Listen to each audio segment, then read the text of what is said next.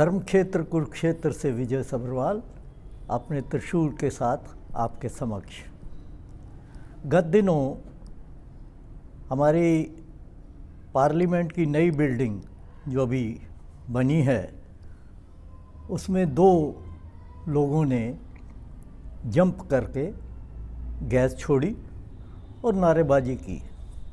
ये आप सब ने टीवी पे, न्यूज़पेपर्स में सब जगह पढ़ा होगा, देखा होगा।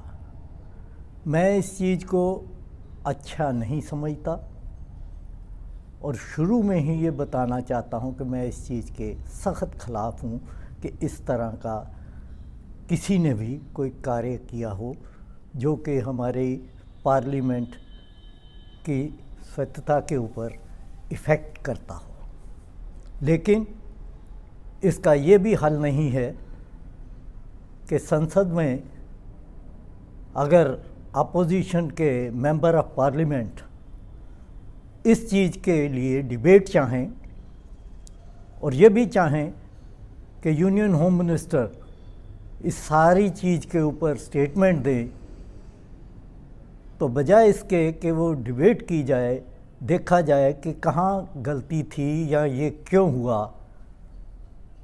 वो ना करके 14 सांसद जो हैं उनको पूरे सेशन के लिए सस्पेंड कर दिया जाए।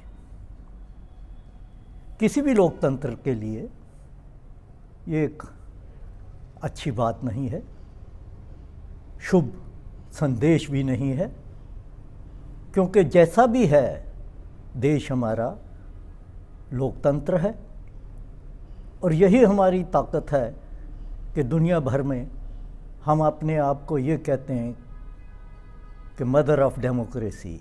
140 करोड़ लोगों की ये ताकत है। दूसरे देश इसके आगे इसीलिए झुकते हैं या इसका साथ चाहते हैं। और अगर हम इस प्रकार का जब एक इंसिडेंट हो जाए, चाहे वो बुराई ही है, उसको दबाने के लिए सारा कुछ करें और डिबेट तक ना होने दें, ये कोई अच्छी बात नहीं है। और ये मैं इसलिए भी कह रहा हूँ कि जब ये पार्लियामेंट बनी और फिर उसके बाद इनॉग्रेट हुई तो खूब इसके ऊपर वाह की गई थी। कई तरह के जो ये क्लेम किए गए थे कि इसमें सिक्योरिटी इस प्रकार की होगी कि कभी 2001 में जो अटैक हुआ था उस तरह का कभी अटैक नहीं हो पाएगा, परिंदा भी फड़ नहीं पाएगा, सिक्योरिटी डिजिटल टाइप की इस प्रकार के होगी कि आदमी का अंदर तक सब कुछ स्कैन कर लिया जाएगा। तरह तरह की बातें की गई और पूरे मतलब उस चीज़ को मीडिया पे उछाला गया। लेकिन क्या हुआ? अभी 2 महीने भी नहीं हुए कि आपके सामने ही आ गया कि हमारी वहाँ की सिक्योरिटी में कितने लूप होल हैं, कैसे वो लोग वहाँ तक पहुँचे और वहाँ पहुँच के उन्होंने गैस भी छोड़ दी। अब आप ज़रा सोच के देखिए कि ये गैस तो सिर्फ ये थी कि इसमें रंग ही था। अगर इसमें कोई पॉइजनस गैस होती तो उस समय, जिस समय ये हुआ, उस समय तकरीबन 100 MP वहाँ मौजूद थे, तो क्या होता। तो ये कोई छोटी बात नहीं, इसमें विचार करने की बात है। और ये मैं इसलिए कहना चाह रहा हूँ कि तकरीबन 2.5-3 महीने पहले हरियाणा से एक पत्रकारों का ग्रुप हमारे MP साहब खुद लेके वहाँ गए। तब पुरानी बिल्डिंग थी पार्लियामेंट की जिसमें सेशन चल रहा था, तो वो सेशन दिखाने के लिए हमें लेके गए।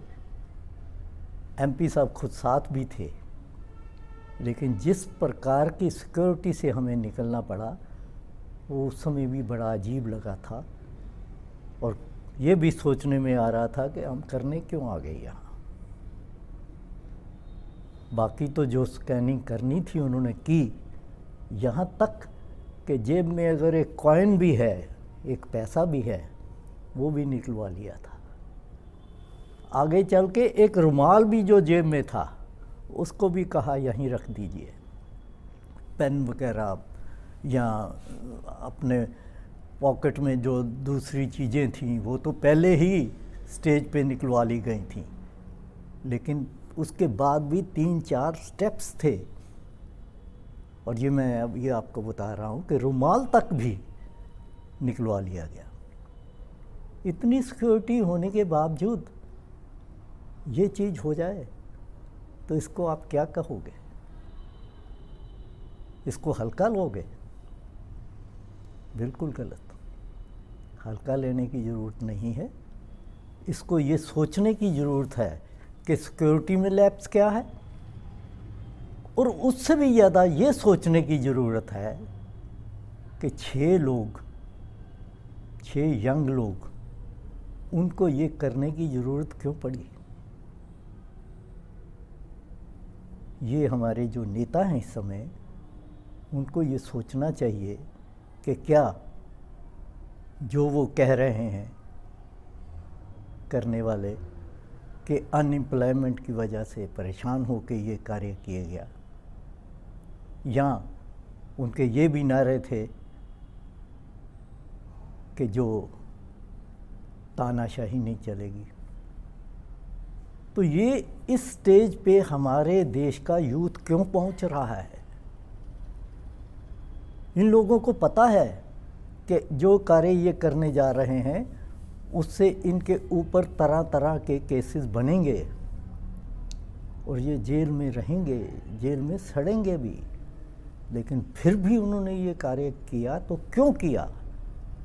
ये ज़रा सोचने और विचार करने की बात है, जिसको मैं चाहूँगा कि हमारे नेता डिबेट करें, ना कि उसको ढकने की कोशिश करें।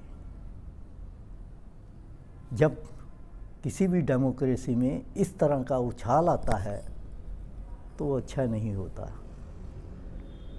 कल ही गुड़गांव में एक शख्स के ऊपर, जिसके भाई का चलो हिंदू संगठनों से कोई संबंध था, तो उसके भाई के ऊपर ही कुछ एसिड वगैरह कुछ डाल के उसको आग लगाने की कोशिश की गई और उसने नाली में जंप करके अपनी जान बचाई।